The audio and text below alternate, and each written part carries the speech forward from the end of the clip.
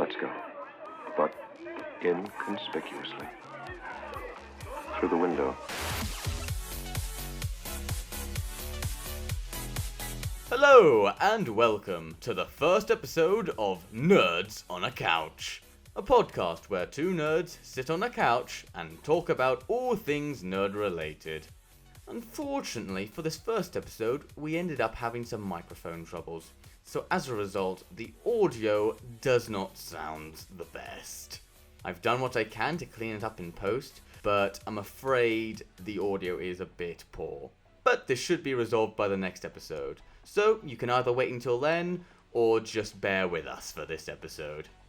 Well, without any further ado, on with the show. Welcome to Nerds on a Couch, where two nerds talk about nerdy things whilst on a couch. I'm the person who was called Tom Breeze, and with me is... Just Sydney. And today we're going to talk about some latest news, that the fact that they announced who the new Batman is going to be. Robert Pattinson, known from Twilight's infamy, shall we say. Right. So I was devastated. Upset. I wanted to immediately throw things. I just don't understand how we go from Christian Bale, who finally legitimized the story of Batman, and then we go to Ben Affleck, who, why would we ever entrust him again to another superhero? He's a good actor. He's a good actor, a good director, and yes, he's a great screenwriter. But there are just certain things that aren't like in your wheelhouse, and I just think for superhero movies, he's just not one of those actors, and that's why I thought he did a really poor job as Batman. And now they've cast like Robert Pattinson, freaking Edward Cullen is the new Batman. Like, I cannot forgive them. No, I'm not for it. I don't like it. It upsets me. I will say, I was very surprised at the news as well. I was like, But unlike you, I thought Ben Affleck was actually fairly interesting as Batman. I feel like that he was one of the few interesting parts of Batman vs. Superman, which is a terrible, terrible movie. Yes. But I thought his depiction of this sort of really gruff Batman who had like seen much better days, and like it alluded to the fact that he had lost Robin, and was like, I didn't like the fact that he was straight up killing people in the movie, but I thought he brought a lot to that role, and you could tell he was actually giving it his all. Unlike in Justice League, where he was just there for the paycheck. It was, personally, I think he's not the best. He's no Christian Bale, but also Christian Bale had an amazing director and story writers behind his movies, you know. But see, I just feel like Ben did not understand like the character of Batman, because, okay, case in point, you brought up Batman versus Superman. Mm-hmm. So you know how one of the ways Lex Luthor manipulates Batman into seeing Superman as a bad guy. Well, let me walk that back, because he always thought Superman was a bad guy because of the powers that he had. Well, there is that, I think, an amazing visual shot, like where they show what happened in the previous movie, or that carnage from the ground level, from his perspective, and him. Which reinforces his idea of Superman being, like, not necessarily the great guy. Just that shot where he's holding the young girl with, like, the rubble around him, which basically like 9/11. I think that alone, where he's looking up, gives you some idea of where he's coming from, where he's so distrustful, and because of his violent history, like, it was alluded to the fact that he had lost Robin, that he's gone to... His parents were lost to violence? Exactly. He's lost so many people to violence that when he sees this new threat that's unlike anything he's seen before, you can sort of see where he's coming from in distrusting this guy who helped level a city. I just kind of felt like, yes, all that's true, but I just felt that there were some parts that could have been left out that, had he understood a deeper meaning of Batman, they wouldn't have included it. Like, so going back to my original point was the scene where Batman he's in like a penthouse or something, and he's watching like the carnage of like a previous Superman fight. And then, do you know the scene that I'm about to reference where he's watching TV, and then all of a sudden he sees these images, And like it's kind of subliminal. To save your mother, you must save her, because that was Lex Luthor basically trying to connect, basically saying that Superman is like, this huge threat that needs to be taken down. Mhm. That sounds familiar, like I guess whatsoever. so. I don't know. So much of that movie is falling out of my context.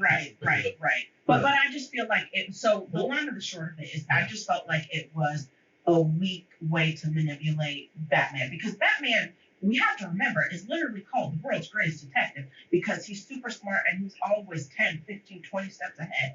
And for him to just be manipulated and led around by that, to me, just felt flat. Yeah, you was far too easily manipulated. Far too easily manipulated, because that's not Batman at all. He does the manipulate, not the other way around. Though, of course, yes, there are cases in comic history where he has been manipulated, but those are by like master manipulators. Yeah, well, the whole manipulation plan, I think, by Lex Luthor just didn't make any sense. At all, it was just horrible. Yeah, but I guess my main comment is I believe that was Zack Snyder's fundamental understanding of what Batman is, rather than Ben Affleck. Because for me, the moments when Batman actually does shine in that movie, we get a sense of this worn out Batman who's experienced so much this loss in his life, is the moments you just see his face and his reaction to everything.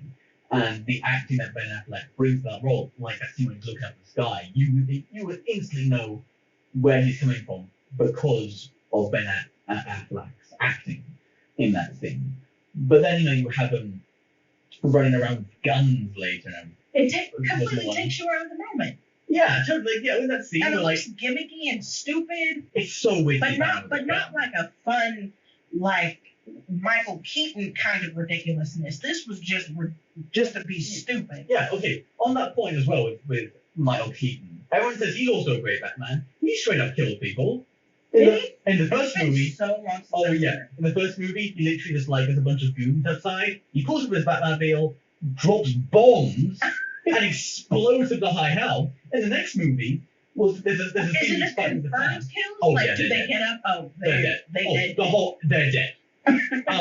He literally throws a goon off a tower at one point. I think I remember that. Yeah, and I love it in the sequel. There's a scene where he's wrestling with Clown Man. And he looks down, and the Clown Man's got dynamite attached to him, and he's like, oh, and then Batman just pushes him down the well, and you see an explosion, and he smiles. I think because it's so campy, it's not really grounded in realism, so you're more lenient with deaths, and I'm doing air quotation marks, with things like that. But in terms of Ben Affleck killing people, because and I'm saying realism, very loosely, because we are talking about a grown man that dresses up in a bathsuit and a person that flies in underwear.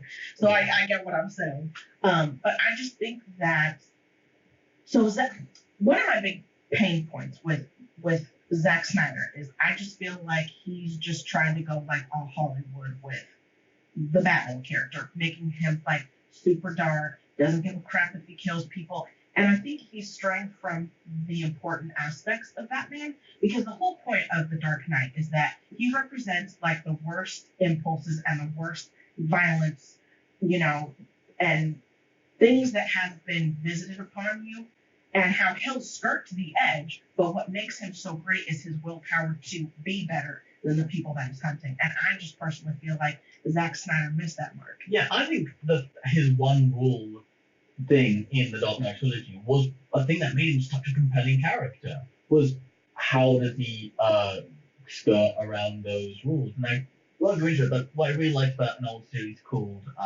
Trigun was that it really explored what that takes to try and save everyone, and what that does to you, the potential morality of doing that. Because it's a cost. Yeah, and I think that's a really fun area to explore, which I think The Dark Knight, there is still a lot more to explore than The Dark Knight explored with that. Most definitely. But the thing that's his core. Exactly. The thing about Zack Snyder is I think he's a really visually interesting director. He can really make a movie look just amazing. He's not good at writing interesting characters with great motivations. So He's you're not- so you're basically saying he's Michael Bay. He's great at like visual aspects, but in terms of storytelling and character development, he falls a little flat. say what you will about Man of Steel or Batman vs Superman. Visually, they have such a unique style to them. And then in Justice League, where another director took it on, you can see that Justice League is a movie that was shot like a Zack Snyder film, but was edited to be a Joss Whedon film. And it just doesn't. It didn't work. It did not work. But like Because they Batman's were got like a mixing pink mouth. things. It was Yeah. bad. But that's actually, I think that's Zack Snyder's flaw. And I think like you saw hints of what could have been a great Batman with Ben Affleck, but it was just never really allowed to reach its full potential thanks to the weird and just kind of just off direction that Zack Snyder took in his movies. But to that point, in terms of this new Batman, I was extremely surprised. But I'm alright with the casting decision just because I think we've seen at the end of the day like some actors just get really bad roles. I totally get what you're saying, but I think just sometimes a bad actor is a bad actor. Yeah, but what I think Robert Pattinson is not a bad actor. Okay, give me some examples. So what I've seen recently was a movie called Good Time, which is basically one long chase sequence about him running New York. But that character that he plays in Good Time goes through so much shit in the movie. And because of Robert Pattinson's acting, you actually really feel for the character and get what he's going through. And I think it's part of the reason of his acting is why that movie really works.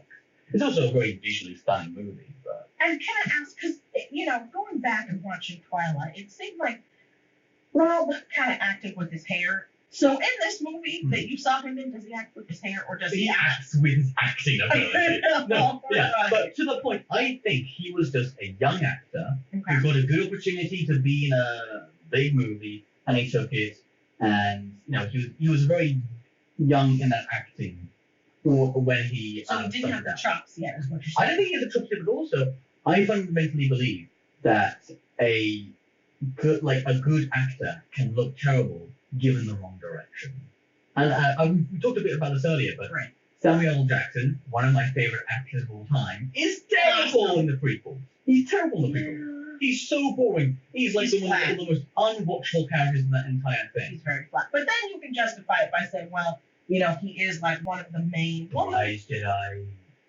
Like he's wise, he's far removed, so there's no emotion. He's supposed to be monotone, so you can kind of, go there. But yeah, Yeah. he's not the Sam that we're accustomed to. Because Exactly. usually he takes a role and makes it his own. But on that one, it was like a robot. It was Well, very it's made his own by having a purple lightsaber.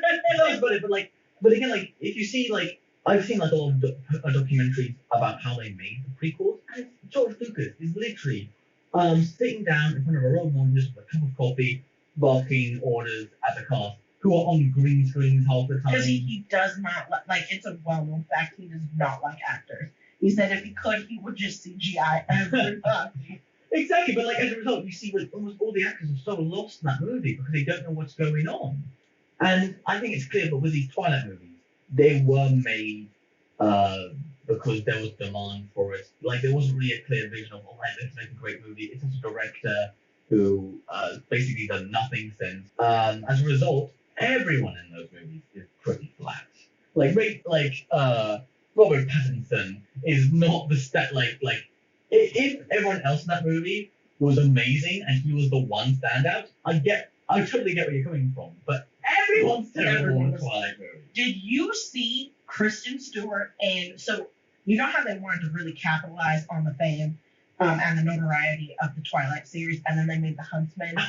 Oh my! So visually, it was beautiful. Like literally, if you put it on mute and watch it, Charlize Theron, Chris Hemsworth, like it is beautiful. But then when you watch it, it's very sad. Kristen Stewart can't act, and maybe she has 10 minutes of dialogue in the whole film. She really doesn't say anything because she can't act. But my point for bringing that up is sometimes a bad actor is just a bad actor. So then I would recommend seeing Good Time and But there's a difference between like Good Time, right, and then playing Batman, a very iconic character. Everybody has kind of their own, like, because he's Batman, he's one of those like very sacred characters where people are going to be very protective over him because he's a huge iconic figure. Like a lot of us grew up reading the books, watching the old school like Adam West Batman series and the 90s animated Batman series, which is awesome and available on Amazon. So I'm just really protective of the Batman franchise because I've seen it get abused like for years. Sure. And then when we finally had someone awesome brought in on to the project, like Christian Bale, like I feel like he really kind of turned the franchise around. And then But I think that like as great as Christian Bale is, and a phenomenal actor, I don't contribute him with the revival of the franchise. I contribute Christopher Nolan with that. Because he's the one with the vision. He's the one with the creative storytelling and how he wanted to tell that story. And I think Christian Bale really, he added so much to those movies. But I think at the end of the day, a movie is a director's vision. And I think this Robert Pattinson movie could be utter pants. But I think it's going to be down to the director, what direction they're going to take it with his character and how they work with Robert Pattinson. But I feel like, and I totally get what you're saying, but if like you could have the best director in the world, and if your actor is terrible, there's like nothing you can do. I feel like it's kind of like a movie is sort of like a marriage. Like it's a partnership between like certain parties that have to come together and agree to having like a certain vision. So you could have, like freaking Scorsese, direct something, and if he doesn't have the right actors, it all falls apart. So to get that case in point, I watched Solo the other day, and apparently that the guy who played Solo was so inexperienced acting, they literally had to bring in a whole bunch of acting coaches just to get him to finish the movie, and you can really tell that in the movie that half the time he doesn't know what he's doing. See, I didn't watch it because I do love Harrison Ford's character so much, and I was just like, I had a feeling that it wasn't going to be that good, and then I would spend like an hour and a half just utterly pissed off. So I was like, I don't need the emotional baggage. Sure. Well, I'll say this: if you can get past the whole, if you imagine that it's not a Han Solo film, it's a pretty good movie. It's actually a pretty decent. I went into it with the lowest expectations and came out of it going, well, that wasn't that bad. I don't know why it was a Han Solo film, but it was a pretty good film. But then you have to forget that it's a Han Solo movie. That's the whole point. But I think, from what I've seen of Robert Pattinson in Good Time, and apparently there's a bunch of my friends who've seen him in other, because apparently after Twilight, he just went on the spree and just did little, little sort of indie minor movies that just had interesting concepts or interesting things to explore. And apparently he's really grown as an actor because of those films. And you just need someone extremely strong to carry the character of Batman. Yeah. So you think that he can do it? From what I've seen of him in Good Time, I think that he could probably do it, but I feel that it's going to really depend on the director for this one. Who is going to direct it? Don't tell me that Zack Snyder bastard. No, he's done. I'm going to flip out. Matt Reeves. What's he done? He's so he's most known for the Planet of the Apes films. Ooh. So Rise of Planet of the Apes, Dawn of Planet of the Apes. Which is, they're really awesome. I think they're far better than the original. They are so, the whole few movies. He's basically making a noir Batman film. Oh. Which is just going to refocus on the detective aspect of it, from what I heard. So they're going to bring it back then, to where the character... Because I think that's the one thing that wasn't really done that well. In any of the franchises. Yeah. The Dark Knight, one of my favourite films, but it's not really about his detective work at all in those movies. It's a wham bam, shoot 'em up. No.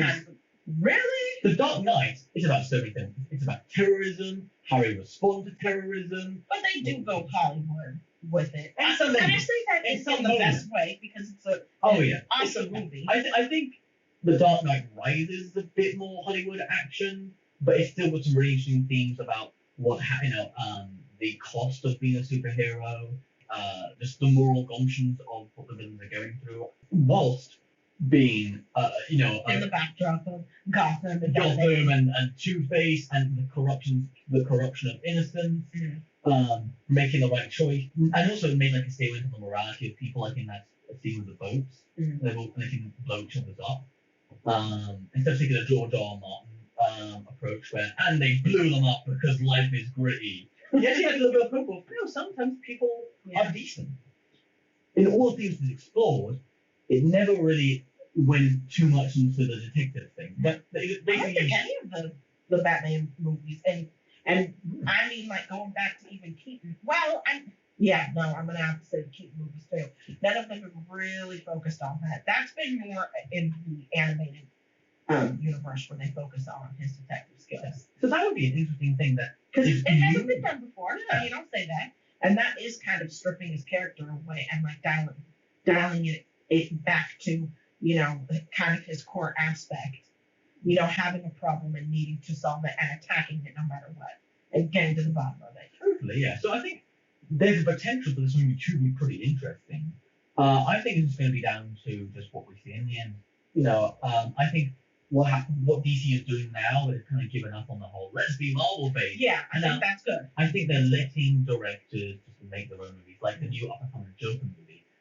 I'm so excited about that. It looks good, right? It looks so good. All the promos, I'm so excited. And because Joaquin Phoenix really digs down deep into roles. So I'm so looking forward to what he's going to do with Joker. I know it's going to be utterly amazing. I am very excited about it. And I love it that the director, Todd Phillips, is, you can really tell that in the trailers, that it feels like it's going to be his movie and his interpretation of the character. And so excited. Not having like, how is this going to fit into Suicide Squad? Oh, God. It's dark and gritty, but not in like a Christopher Nolan way. It seems like it's much more a straight up character piece about the Joker and his descent into mania. You know what I'm really excited about? One of the things that I feel like sets Batman series apart is they have like Batman, the whole world has a very specific aesthetic. So I'm really looking forward to this director's interpretation of it. Especially it being a noir. Because they could really make it classic Batman, So I'm really, really looking forward to seeing what they're going to do with it. Because I imagine, like, with the animated series, that was very noir. So noir. And I imagine that sort of art style and aesthetic applied to a live action film. Like, I'm really excited for it. I'm waiting to see a trailer. Personally, I'm waiting to see a trailer and to see how it is. But I think Robert Pattinson has the potential to be good. And let me walk that back. Yeah. When I said I was excited for it, I was talking about the Joker movie. Okay. I'm still undecided. Okay. I'm still, I get your hesitancy because I was not, even seeing Good Time, I would have never expected him to be chosen for Batman. But maybe the director and the casting will see something that we don't because it's an extensive process.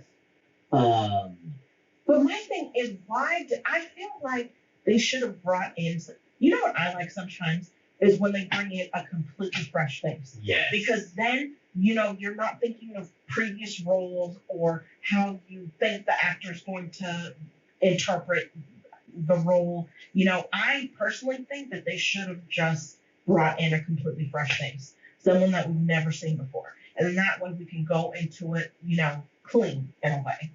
And then that actor can, really make it their own kind of thing. Because, a lot of people are going to be like me and are going to, I don't want to say like, be a hater because that's too negative, even though that's exactly what I'm doing.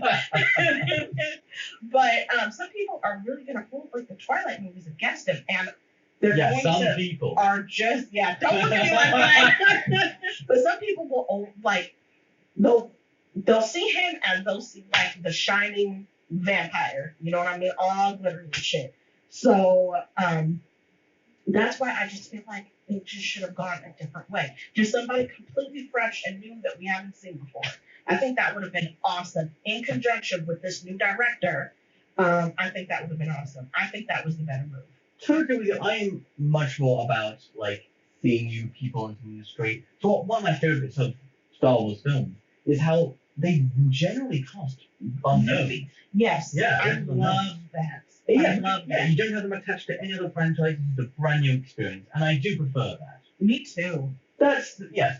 So like that's it. I would have preferred that, but I'm also You're okay with the choice. well, I'm interested. I'm not saying that it's going to be good. It's going to be bad. I think he has the potential to do some interesting things, and maybe if he is incredible in this role, I think there's a potential that this is what he's known for, and that the Twilight stuff will just fade away. You know, like, and I think that would be great for an actor that he would actually be known for something different. That said, it could have the potential to be utter pants. I think we just have to wait and see. And I do feel a little bit better about the director choice. Mm-hmm. This director might see something in Pattinson that you and I might not see, and could do something, you know, and have an interesting idea. And maybe in this new age of DC films, we won't get studio interference going, oh, why don't you do this with your Batman? Let's put them together. Meet him, Nick Fury. Yes, do it, Derek. Dance for me. Fine. Then, okay, so I won't be such negative Nancy, but I swear to God, Tom, if I see him flick his hair back even once, I'm walking out of the theater. I'm walking out and I'm demanding my money back. Right, okay, well, hey, what Christian Bale did really well, I think, is when he was Bruce Wayne, and he had that sort of party boy shell to him. But, like, what was interesting is, like, while he was doing that, you could tell that wasn't really him. It was more of a show, and I think that's perhaps where, like, maybe a little bit of the hair flicking stuff could come in. He's in that cover, you know. I better not see it, Tom. Okay. I better not see it. I better not see it. What I was going to to say. walk out the window. Anything but the hair. Right. So I was going to say is, have you ever seen Batman Year One? It's animated. Oh, I think that's really good. Oh, it's so good. So basically, you know, like the title says, it basically shows you what he does Year One, planning out him, like, on his journey to becoming the Batman that we all know. And there's this really, like, awesome scene that kind of plays back to what you just said, where Gordon is interviewing Bruce Wayne, asking him all these questions, and Bruce Wayne has this, I mean, they don't come out and say it, but she's basically a hooker, and he's the whole time, during the whole interview. Now, mind you, you know, Gordon is sitting across from him on a couch, sitting next to his wife. And Bruce Wayne is having this entire conversation with the hooker with a drink in his hand, and all he's wearing is a bathrobe and no underwear. And he's sitting with his leg open because later on, after that scene is done, Gordon and his wife are replaying that scene, that moment, that interview. And his wife is like, dear, I just don't see how you think that Playboy is this vigilante. I mean, for God's sakes, he was showing me, you know, his meat and potatoes. So I really don't think that kid has what it takes to be Batman. So Year One is really good because I feel like it really builds up, like, the mythos of Batman and, like, all the crap that he had to go through to become the man that we, you know and associate.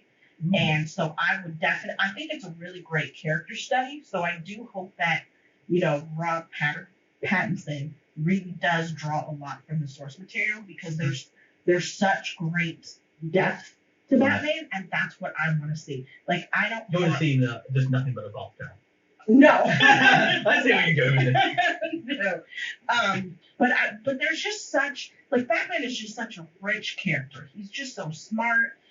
You know, he relies on nothing but his moral internal compass. Even though he understands that he's not a perfect man, he does try and always do what's right at the end of the day. So I just really hope that, you know, Robert really takes this role to heart, and he, you know, absorbs some of the source material, because there's a lot of it out there. So that's just, you know, what I say. Oh, that's fine. I mean, like, it's going to be interesting to see how we feel about this when, like, the trailer comes out, for example, because... Yeah, I want to see a trailer. Yeah, well, because you're deeply entrenched into this comic book and the lore and like the mythos of Batman. And there's so Like- many different, and that's the thing about like DC. I don't know how familiar you are. Well, I was gonna say I come from the perspective of I hardly read any comics at all. Gotcha. I Okay. watch the movies, and I've watched like the animated TV show. Gotcha. Okay. So the thing about like DC, which I'm sure you've probably heard other people say, is that they're kind of different from Marvel, where Marvel tries to have a main universe, whereas DC they have like multiple universes that don't necessarily interconnect or have anything to do with each There's other. no main continuity. Right. They Right. try, but they fail a Yeah. lot. So there are a lot of different interpretations of, Batman. But for the most part, they do stick to, a certain personality trait and things like that, because again, you still do have to stick to the core of the character. There are core fundamentals about the character. Right. But there are a lot of different interpretations of Batman. But I hope that he still remembers and holds true to the, the core fundamentals that I've said. Well, like I said, I think it'll be interesting if they stick with this noir aspect. Yeah, because I feel like that's bringing it home. That's bringing it home to the I'll say Batman Prime. Batman Prime. Batman Prime. Well, fingers crossed that Robin Pattinson blows you away and you totally, it blows us away and the counteracts our fears and the things giving. Most definitely, because if it's awesome, I'm here for it. Yeah, but you're skeptical. Yeah. You're steadily. Oh yeah. Yeah. Okay, well, and if not, you can throw it at my face then. And then, conversely, if he wins all these crazy awards and the film ends with like a standing O, then hey, you can throw this whole conversation. You can replay. There you go. So it's a win-win for you. Either get a great Batman or you get to make fun of me and Right. say you're right.